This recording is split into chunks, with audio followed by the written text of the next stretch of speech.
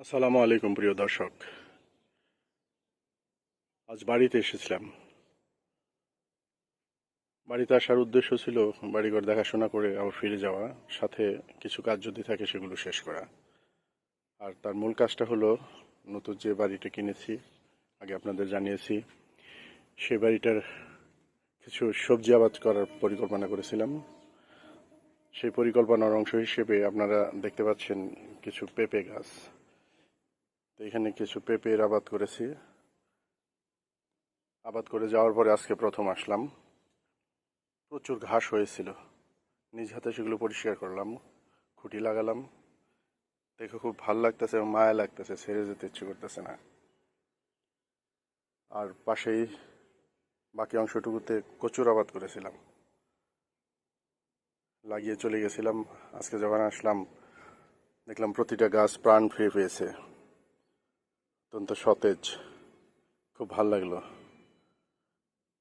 সামনে দেখতে পাচ্ছেন একটা করলা গাছ, একটা ঝাঁটা গেড়ে দিয়ে গেছিলাম, সেখানেই করলা গাছটা জড়িয়ে উপরে উঠেছে ঝাঁটাকে অবলম্বন করে।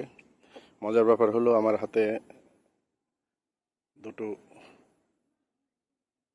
করলা দেখতে পাচ্ছেন।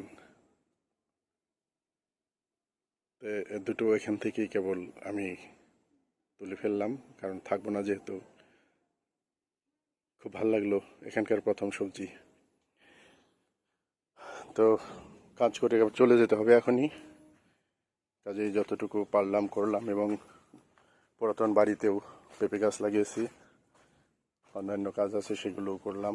সাথে সহযোগী ছিল একজন। তেমনি করে যদি সবজি আবাদ করা যায় তাহলে রাসায়নিকবিহীন একদম প্রাকৃতিক সবজি খাওয়ার সুযোগ হবে। তো আশা করি আবার যখন আসবো, আবার এলে বাকি যে যত্নগুলো করা দরকার সেগুলো করে যাব। বাকি আল্লাহ ভরসা। তো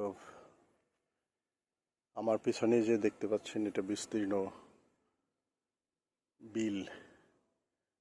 এবার পানি খুব কম হয়েছে, এখনো পানি হচ্ছে না, হয়তো এখনো সময় আছে আসার, তবে লক্ষণ মনে হচ্ছে পানি না আসার।